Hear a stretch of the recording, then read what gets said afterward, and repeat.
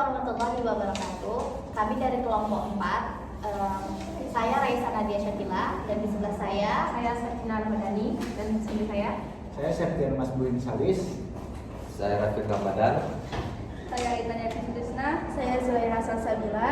Nah, kami dari kelompok 4 kami akan menganalisis dari topik 4 yang sudah disediakan oleh Pak Ghazali.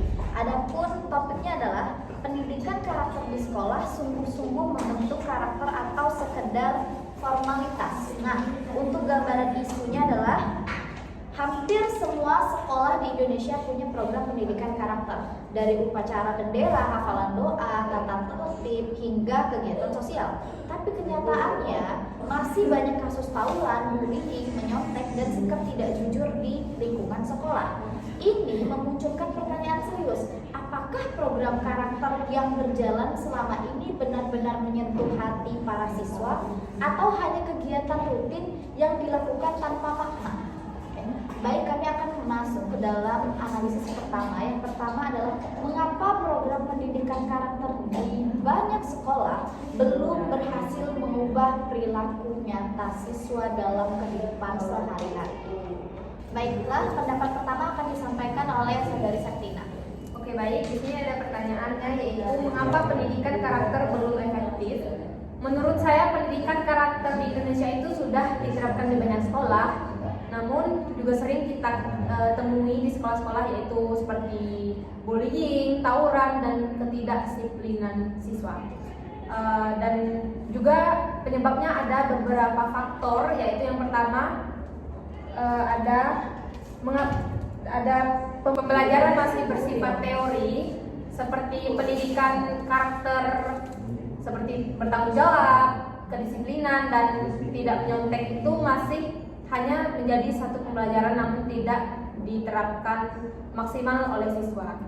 Dan kemudian yaitu ada program pendidikan karakter seringkali hanya menjadi rutinitas atau formalitas. Misalnya kegiatan upacara, membaca doa, dan slogan karakter itu hanya menjadi kewajiban dan rutinitas formalitas oleh siswa, dan tidak ada evaluasi dari pembelajaran karakter tersebut.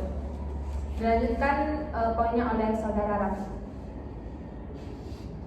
Sedikit menambahkan, banyak sekarang sekolah hanya mengajarkan nilai-nilai itu bukan dari kejujuran, melainkan nilai yang dibutuhkan itu adalah nilai dari pembelajaran seperti matematika, IPA, dan apa segala macam dan kawan-kawannya itu. Jadi kejujuran di sini, kedisiplinan maupun perilaku karakter itu terbentuk secara tidak sengaja. Jatuhnya itu terbentuk, bukan dibentuk. Kalau hanya mengutamakan pembelajaran, tapi nilai pembelajaran karakter dikesampingkan, karena itu tadi pembelajaran yang diutamakan itu adalah nilai nilai di atas kertas, hanya sekedar angka gitu.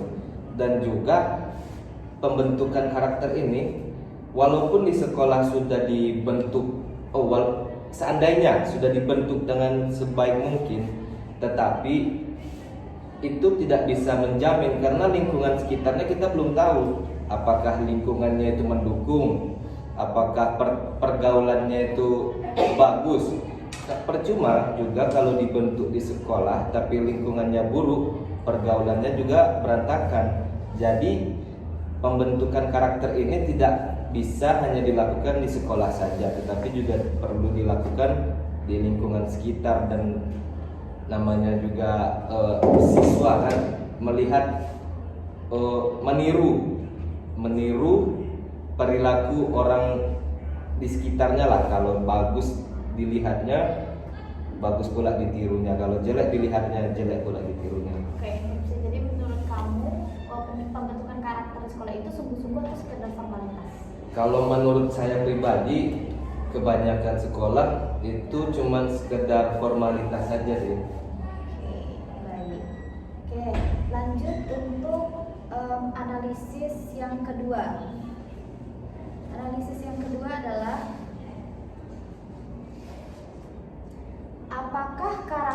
bisa benar-benar diajarkan di sekolah atau ia hanya bisa tumbuh dari pengalaman dan keteladanan yang nyata? Oke, baik. Pertanyaannya adalah apakah karakter bisa diajarkan? Sebenarnya lebih tepatnya karakter itu bisa dibentuk. Jadi seperti ini, halnya orang tua dan guru itu bisa mengajarkan kepada anak mana yang benar dan mana yang salah, tapi belum tentu bisa untuk melakukan hal yang benar. Contohnya saja, ketika suatu siswa tahu bahwa menyontek itu tidak benar, tetapi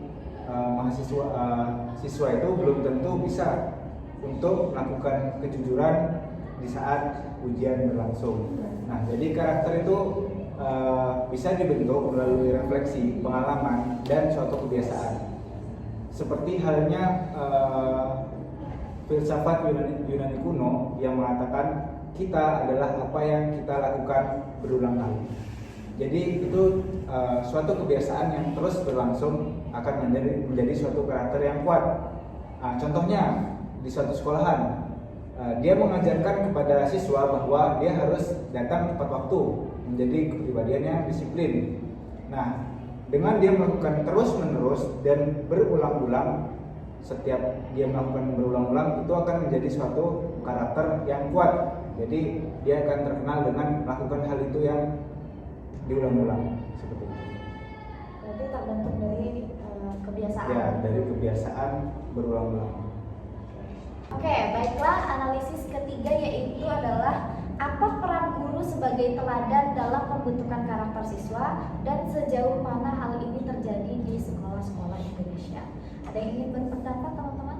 Oke, saya punya pendapat. Jadi guru itu bukan hanya seseorang yang mentransfer ilmunya kepada peserta didik, tapi juga sebagai teladan untuk membentuk karakter siswa. Hal ini sejalan dengan social learning theory yang dikemukakan oleh Albert Bandura. Dalam teori ini, proses pembelajaran itu meliputi mencontoh, mengamati, dan meniru perilaku yang dilakukan oleh orang-orang lain di sekitar. Dalam lingkungan sekolah, guru menjadi salah satu model utama yang diamati oleh siswa. Ketika guru menunjukkan perilaku positif, otomatis siswa meniru perilaku tersebut. Contohnya seperti guru yang datang tepat waktu akan mengajarkan pentingnya disiplin kepada siswa. Siswa akan mengikuti seperti guru datang tepat waktu juga. Sebaliknya, jika guru suka telat, suka ngaret, maka siswa juga cenderung akan melakukan hal yang sama. Karena berpikiran bahwa kalau aku datang duluan, nunggu gurunya lama. Keteladanan guru ini menjadi faktor utama dalam membentuk karakter kedisiplinan siswa dalam sekolah. Itu saja. Berarti ini sejalan sama teorinya Ki Hajar Dewantara yang katanya ing ngarso suntulodo, ing madya mangun karso, sama tuturi handayani. Bener gak sih? Benar banget. Oh iya, ya ing ngarso suntulodo, di depan memberi teladan atau memberi contoh, di tengah membangun semangat, dan di belakang memberi dorongan. Jadi guru itu adalah role modelnya anak-anak untuk karakter mereka di sekolah. Gitu. Ada yang ingin menambahkan lagi sebelum kita masuk ke solusinya, kira-kira apa nih? Ya ada? Oke, baiklah. Nah, selanjutnya solusi agar pendidikan karakter di sekolah itu bukan hanya sekedar formalitas. Ada yang ingin memberikan pendapat? Saya. Oke, di sini aku ingin memberikan solusi yang kita tahu ini masalah yang sering kita temui sehari-hari bukan. Dan juga kita ngerasain ketika kita sekolah dulu. Jadi agar pembentukan karakter tidak hanya sebatas formalitas,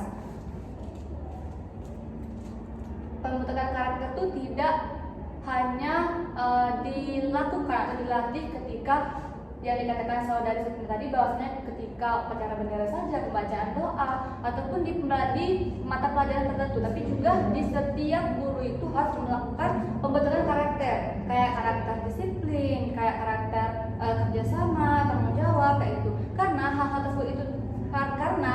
tersebut itulah yang mereka agar siswa itu langsung memahami, oh hal-hal kayak gini nih memang sudah kayak kewajiban sehari-hari ya di kehidupan sehari-hari, bukan hanya sekedar program sekolah saja kayak gitu, bukan sekedar pas di sekolah aku harus kayak gini. Jadi hal-hal kayak gitu tuh kalau dia diajarkan oleh guru langsung, kayak diajarkan di setiap guru, mereka diajar seperti itu, jadi mereka tuh kayak melekat di diri mereka sampai mereka itu dibawanya ke kehidupan sehari-hari. Terus selanjutnya itu ialah karakter itu tidak hanya pas pembelajaran di sekolah itu tidak hanya memberikan materi ceramah saja, tapi juga aksi nyata. Karena kita sendiri mengalami bukan bahwasanya kalau kita dikasih pembelajaran hanya sekedar materi tok, pasti kita tidak memahami kayak sekedar oh segini baik gitu. Tapi ketika kita bandingkan dengan pembelajaran yang langsung nyata kayak praktek, oh ini perbuatan ini, kita bakal melekat sampai di lakukan nanti bukan kayak gitu. Jadi jam pembentukan karakter itu tidak cuman hanya sekedar dikasih materi omongan saja, tapi juga dengan aksi nyata. Terus selanjutnya itu yang tidak kalah pentingnya itu ialah kerjasama antara orang tua dan guru. Bahwasanya tidak semua tidak baik untuk mempercayai seluruhnya kepada guru, dan begitu sebaliknya. Si guru tidak mungkin bisa menguasai anak untuk setiap harinya, untuk 24 jamnya, karena jarak waktu di sekolah itu yang untuk bersama guru hanya sekedar sampai jam 2 siang. Tidak tahu kelakuan siswa di luar itu. Yang sebagai guru kita pasti sudah mengajarkan ini, tapi juga perlu dukungan dari orang tua. Jadi dengan itu kita perlu komunikasi kerjasama antara guru dan orang tua.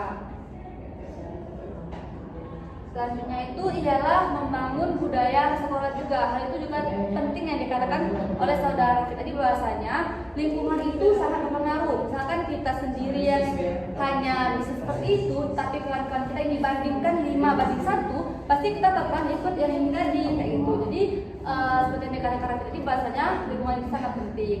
Jadi untuk kesimpulannya itu ialah agar pendidikan karakter itu tidak menjadi sekedar formalitas, pelaksanaan itu harus dilakukan dengan konsisten, terus teratur, dan dilakukan oleh semua pihak. Tidak hanya dilakukan oleh satu guru saja atau hanya satu orang tua saja, tapi juga oleh semua pihak antara guru dan orang tua. Terus yang untuk poin tadi bahasanya sekolah harus dilakukan dengan aksi nyata, tidak hanya dilakukan dengan materi poin saja, tapi juga dengan praktek-praktek yang bakal dilakukan oleh siswa.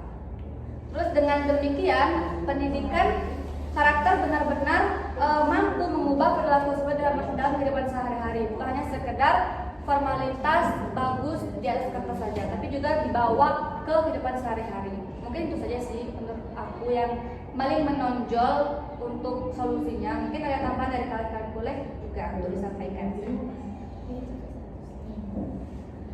Ada tambahan? Mungkin sedikit tambahan untuk, karena kan guru kan tidak 24 jam katanya memberikan menjaga siswa ini, dan juga satu guru itu mengajari kan banyak siswa, jadi nggak bisa terpantau semua. Itu kembali lagi ke orang tuanya siswa, agar setidaknya bisalah sedikit menjaga pergaulan anaknya. Malah kita sekarang tengok banyak anak-anak mentah lah, ibarat anak-anak SMP jam 9, jam 10 sampai tengah malam kadang masih di luar. Geng-geng motor itu kan rata-rata kan anak SMP kan. Nah, jadi setidaknya bagi orang tua itu bisa lah membatasi jam keluar malamnya untuk si anak ini, biar tidak terjadi hal-hal yang tidak diinginkan, karena sudah banyak sekali memakan korban. Kalau misalnya orang tua bisa membatasi jam keluar malam anak ini, otomatis kan pergaulannya tidak jadi sebebas itulah. Jadi jam malam itu mungkin jam 9, kembali lagi ke orang tuanya kan. Jadi itulah simpulannya, tambahannya. Ya cukup setuju lah dengan tambahan yang diberikan oleh saudara Hafid ini, karena mengingat ya suatu karakter. Sedikit menambahkan, jika hal-hal seperti itu hingga terjadi di zaman sekarang, yaitu sangat membentuk karakter mereka. Mereka tidak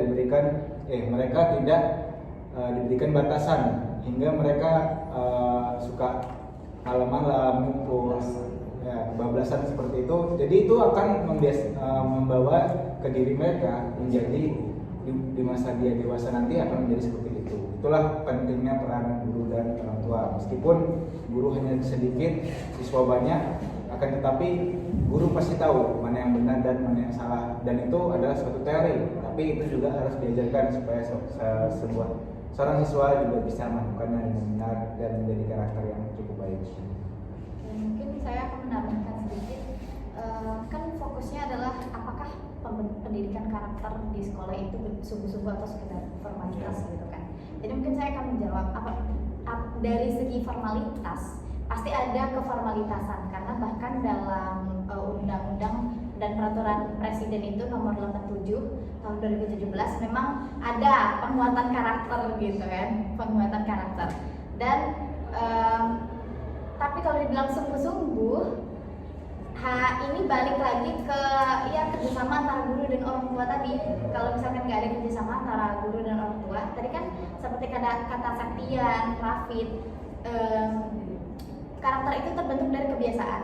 Nah, adapun adanya batas jam dan segala macamnya itu dibangun dari habit yang baik di rumah dan lingkungan yang bagus di sekolahnya. Jadi mungkin lebih bijak dalam memilih lingkungan sekolah dan tempat tinggal gitu. Oke, sekian. Wassalamualaikum warahmatullahi wabarakatuh. Waalaikumsalam.